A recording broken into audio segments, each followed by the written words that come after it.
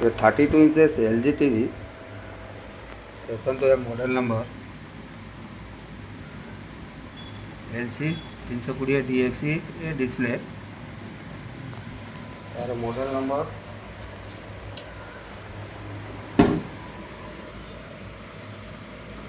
32LF550A।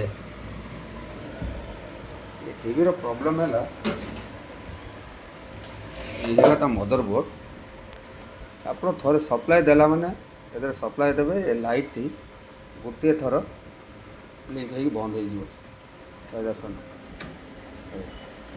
आठी यदि हाथ रखिए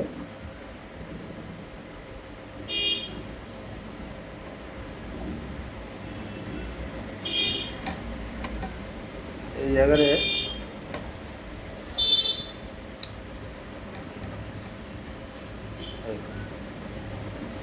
ये जगह हाथ रखिले चलो स्टैंड बाय लाइट जल्ला एक्चुअली यार प्रॉब्लम है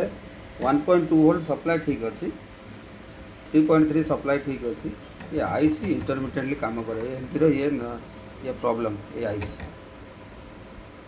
यही जगह ये आईसी दाम 850-900 टका कालकाटा गोटे लगेले भी हुए ना गोटे गोटे हम गोटे गोटे हेनी 800-850 टका आईसी आनी कालकाटा लगेला पर भी सक्सेस हवा कष्ट से जगार आपण मैंने यहाँ को आइसोलेटेड करी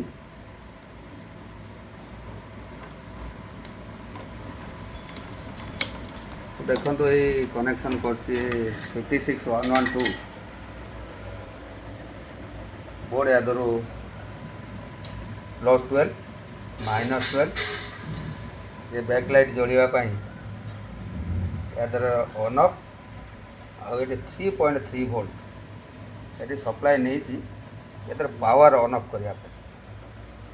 दुईटी अलग अलग देखो गोटे ये मझीटा ये प्लस ये माइनस ये मझीटा हो बैकलाइट रो ऑन ऑफ कमांड एटा हूँ पावर यही मदर यही पावर सप्लाई बोर्ड रो पावर 3.3 वोल्ट जो दरकार मुझे कनेक्शन नहीं देती देलापर देखु ये टीवी रो चल देखा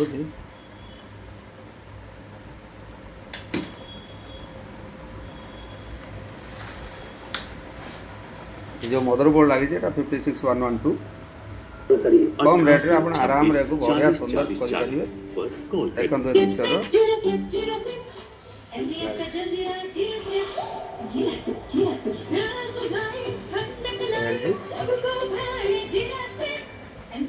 सुविधा ये करने बहुत सुविधा अगर ये साइड रे जो बोर्ड अच्छी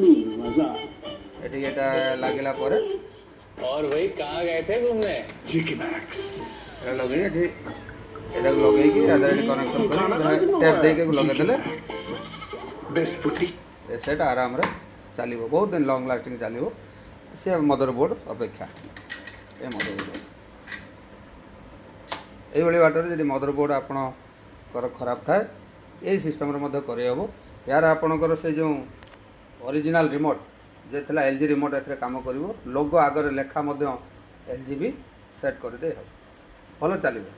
से बोर्ड अपेक्षा आपणकर से एल जी बोर्ड ठारू ये बोर्ड आहरी भल चलो पंडा इलेक्ट्रोनिक्स चरंपा।